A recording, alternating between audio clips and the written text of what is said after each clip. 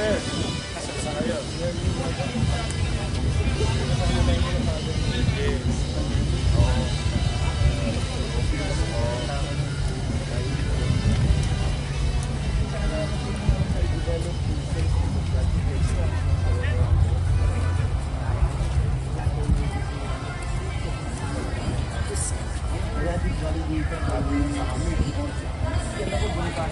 Oo. Oh.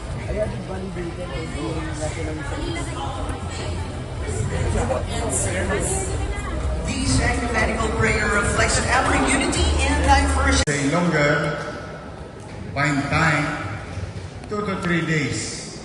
Welcome po ang pera ninyo sa Maynila. Kasi marami po kaming pasyalan. At salin-salin na kakayanan dito sa Wakali, Ross Boulevard. At medyo nagtitipid-tipid kayo ng konti.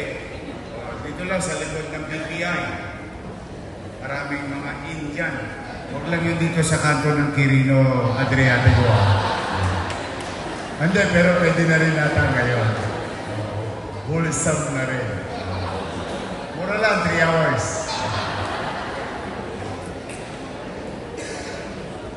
Ngayon, kung gusto nyo kumain, Korean, Hapon, lahat ng uri ng pagkain, medyo maayos ang upuan, ay dito sa Malate, marami kayo makakainan. At gusto nyo naman, mura na, marami pa. Matibay-tibay kayo. Marami kami rito sinusuportahan for the first time that where the government, your city government, regulated and created, alam niyo po, what is CSI? Results matter. You cannot lie with numbers. For the past 7 months, we created a couple of dozens of family who became millionaire because of the street food or gastronomy tourism in the city of Manila. Kung meron ba mga taga-Sampaloc dito, yun, magpapatunay yun. Yung Sanubal, yung Upo 2.0, or mas sosyal na tawagin, Fusion Alley. Talagang fusion.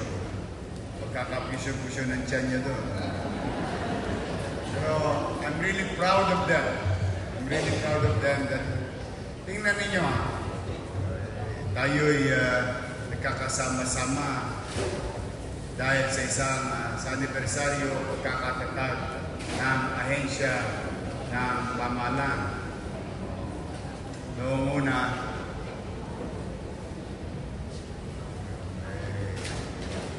BPI. Sabi ko, ang alam lang yata ng Pilipino, Bank of Philippine Islands. But today, we are gathering here to recognize the establishment of the institution. But going back to that concept, kapag ang pamahalaan ay epektibo, ay talagang pakikinabangan ng pamamayan. Kaya pagka gusto nyo sa kalye, gusto nyo na gulay, balita ko, most of you here are producing agricultural product. You know, in Manila, we don't produce anything, but we distribute everything.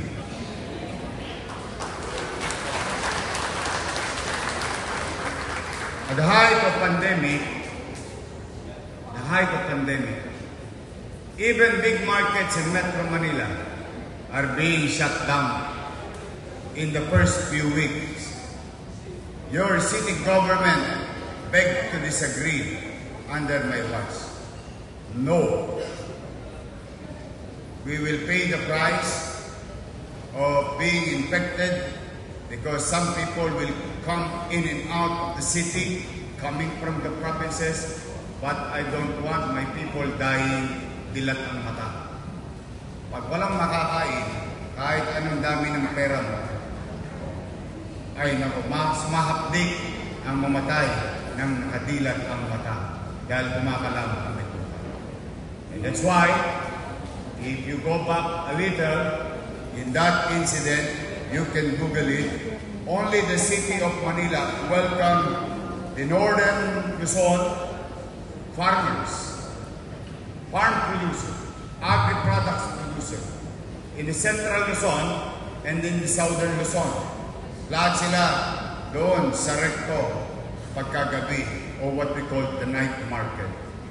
And when DOH at the time saw that we start addressing also the drivers, painante, biyahero ng mga gulay, prutas, isda, manok, para itinda sa Metro Manila at siyempre sa Maynila.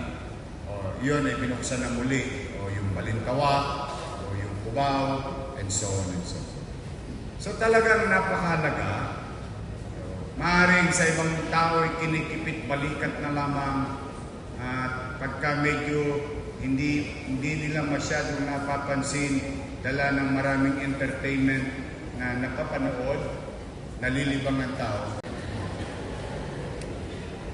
Kaya bagay na ang mga susunod na henerasyon ay patuloy na ipaalala sa kanila the value, and particularly ang Bureau of Plants and Industry.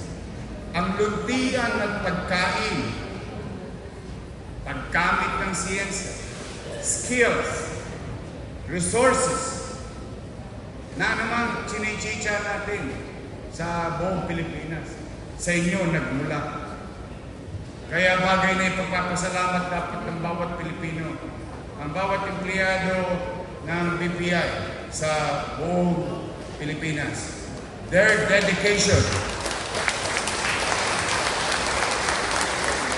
to excellence, continue to believe that food insecurity, food production is a must.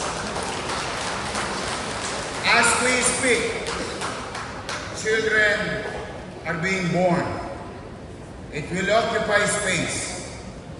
As human beings, population, or patuloy na paglago ng tao sa mundo, ito ay uukupa ng espasyo. At ang espasyo ay patuloy na liliit. At pagliit ng espasyo, siya namang paliit ng paliit ang mga lupain na maaaring magamit ng mga susunod na henerasyon para mag-produce ng pagkain. Kaya, through BPI and some attached agency also, the scientists behind it, the specialists behind it, the dedication of each and every one of you, you may save the future. You may save and be practical with utilizing space in the future. Kaya ako'y natutuwa, excited po ako sapagkat ngayon ang BPI, hindi ko na lang kapitbahay, magiging partner na ng City of Manila.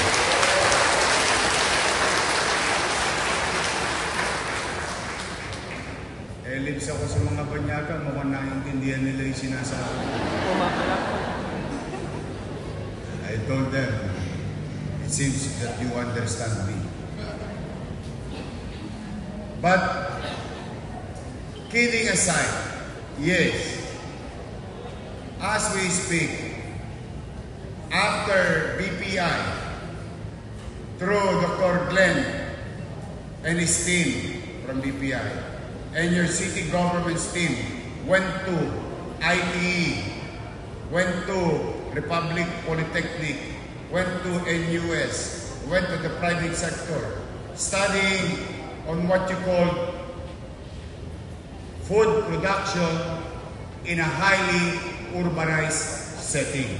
I opted to choose Singapore because geographically, physically, pareho-pareho sa Maynila. Maliit, highly urbanized, fully developed, mas mayaman lang sila. Ayun ang pinagkaiba. So how can we, if they can produce their own, and we also can produce our own. And ngayon ay pinagsasama-sama ko na ang ahensya ng gobyerno. Your city government is now trying to put together or integrating national government, bureaus, and local government and private sector to build something for food production in a 10-hectare property of the city of Manila in Manila, Boys Town, sa Marikina. So, rest assured to the BPI family that your city will not only build schools, build housing, hospitals, create jobs. In our own little way, I hope na mapagtagumpayan namin a new playbook for the next leader. Because this is just the beginning of the long journey of your city government and BPI together. Department of Agriculture, and so on and so forth. Tuloy-tuloy. So that yung mga darating at papalit sa atin, magkakaroon na ng gabay kung saan magkaroon ng kasiguruhan sa pagkain sa loob ng siyudad ng Maynila.